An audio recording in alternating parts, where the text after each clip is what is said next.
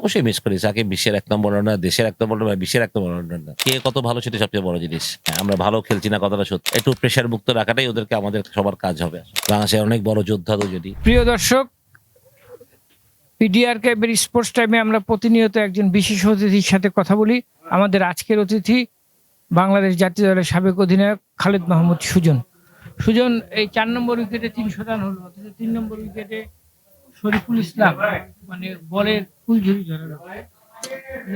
ওই আধ ঘন্টার আর্দ্রতায় একটা বোলার কি এত সুযোগ সুবিধা পেতে পারে? আত্মহত্যা তো আমার মনে হয় এরকম ছিল না। শরীফুল ভালো বল করছে, সবচেয়ে বড় কথা হচ্ছে এটাই। আ আ ২ টা উইকেটই মাঠের উইকেটই অনেক ভালো। ভালো ব্যাটিং এর জন্য খুবই ভালো। আমার মনে হয় যে শরীফুলের ব্যাটিং কাছে পরাস্ত হয়েছে। টপরের এত তাড়াতাড়ি আউট হয়ে গেলে ৪ রানে ৬ উইকেট। এখান থেকে আসলে ঘুরে দাঁড়ানোটা ডিফিকাল্ট। তো আমি মনে করি যে রূপগঞ্জের বোলাররা সবাই ভালো বলছে। সাকিব যারা বল করেছে সবাই ভালো বল করেছে এবং শরীফের জাতীয় দলে ফেরার ব্যাপারে আপনি কতটা আশাবাদী? ও তো জাতীয় দলে আছেই। হয়তোবা টিম কম্বিনেশনের কারণে হয়তো বাদ গেছে। বাট সবসময় ও is a very good bowler, good wicket taker. অবশ্যই ও তো এখনো ভেরি ইয়াং। তার বাট ওজন আমি তো দেখলাম যে তার রান আপটা অনেক লম্বা, মানে এটা কি তার স্টেমিনার লস করে না? না, এটা তো বোলারদের যার রিদমের ব্যাপার, ঠিক না? ওর রিদমে এত লম্বা রান আপ লাগে। হয়তোবা এর জন্যই লম্বা রান আপ। বা রান আপ ছোট করে যদি ফলো থ্রুতে এসে আপনি ওয়াসিম আকরামের কথা বলছেন। ওয়াসিম আকরাম একসময় বড় থেকে ছোটতে আসছিল। হয়তোবা আসবে। সেটা এখনো হয়তোবা ওর এখনো রিদমটা এটাতেই ও কমফোর্টেবল ফিল করে বলে ওটাতেই করে আরকি এটাই। বাট এই যে পেসাররা যে ইনজুরিতে পড়ে, এই ব্যাপারে আপনার টিপস কি পেসারদের? পেসার সত্যি কথা ফাস্ট বোলিং হচ্ছে হার্ড ওয়ার্ক একটা জব। ফাস্ট বোলাররা ইনজুর হবে এটা খুবই স্বাভাবিক। যখন আপনাদের ফলো থ্রু গ্যাদার পজিশনে যায় তখন ডেফিনিটলি প্রেশার আসে। তখন ব্যাক পেইন হয় হাঁটুতে বা আপনার নিতে এইসব জায়গায় লাগে। বাট এটা আসলে মানে ওইরকম ভাবে তো আপনি ইয়ে নাই আপনার proper bowling action, proper fooding, proper fitness করা এগুলা করলে অবশ্যই আমার মনে হয় যে ইনজুরি থেকে হয়তোবা কমবে। শামীম জাফাস এত বছর কিভাবে ইনজুরি মুক্ত ছিল? প্রিপারেশন ভালো ছিল। এই একটাই কথা। তাহলে ওরে ফলো করলেও আমাদের বলা যায় সেটাই প্রিপারেশনটা ঠিক রাখতে হবে। ফুডিং হ্যাবিটটা ঠিক রাখতে হবে। জিম করতে হবে, রেগুলার ফিটনেস করতে হবে। তাহলে ঠিক থাকবে হবে যাবে আমার মনে হয়। বাট আমরা ইমরান খানের ক্ষেত্রে যেরকম ফলো থ্রুতে দেখতাম যে একটা জাম্প করতো, আমাদের দেশের বোলারদের ওই রকম জাম্প করার অভ্যাসটা খুব কম। আ একটা এটা তো বোলিং স্টাইল আসলে। এটা তো স্টাইল। একেক জনের ট্যাগ রকম। দেখেন ইমরান খানের সাথে তো আর ১০ জনের মিলে ওয়াসিম আকরাম যেমন জাম্প করত না, ঠিক না? তো আপনি একেক জনের ট্যাগ একেক রকম। মানে আপনার মেইন কথা হচ্ছে যে স্কিল ওয়াইজ কে কত ভালো সেটা সবচেয়ে বড় জিনিস। বাংলাদেশ টিম নিয়ে আপনার চিন্তা ভাবনা কি এখন কেমন দেখছেন? বাংলাদেশ টিম নিয়ে এখন নানান কথা হচ্ছে।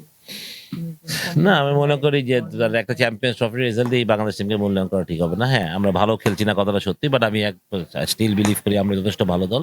আমাদের মানে সামনে হয়তোবা ২ টা টেস্ট ম্যাচ খেলবে বাংলাদেশের পর অনেক খেলা আছে। আশা করি যে ইয়াং টিম একটু সময় দিতে হবে। বাট আমার মনে হয় যে সব যথেষ্ট যারাই খেলছে তারা যথেষ্ট কোয়ালিটিফুল প্লেয়ার এবং হয়তোবা একটু সময় লাগছে এই দেশের অ্যারিনাতে অ্যাডজাস্ট করে দিতে। বাট আই বিলিভ যে সবাই ভালো খেলবে ইনশাআল্লাহ। বাট আমরা একটু প্রেশার মুক্ত রাখাটাই ওদেরকে আমাদের সবার কাজ হবে। মাহমুদুল্লাহ রিয়াদ আর মুশফিককে নিয়ে নানান কথা হচ্ছে যে তারা মানে এখন বয়সের ভারে আর খেলতে পারছে না, তাদের কি কন্টিনিউ করা উচিত না?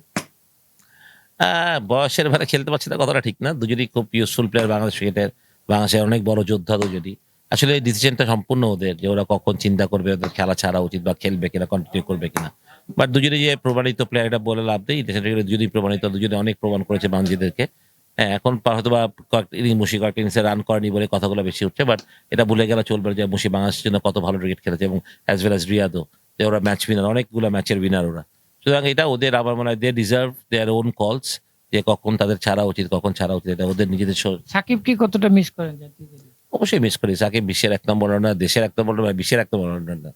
তো ওর মধ্যে একটা প্লেয়ার না থাকাটা তো অবশ্যই মানে আমাদের লস মানে আমাদের মানে যে একটা প্লেয়ার দিয়ে আমরা ২ টা পেতাম আমাদের টিমের ব্যালেন্স ভালো হতো সেটা হয় না। বাট আ সাকিব অবশ্যই সাকিব সারা জীবন খেলতো না।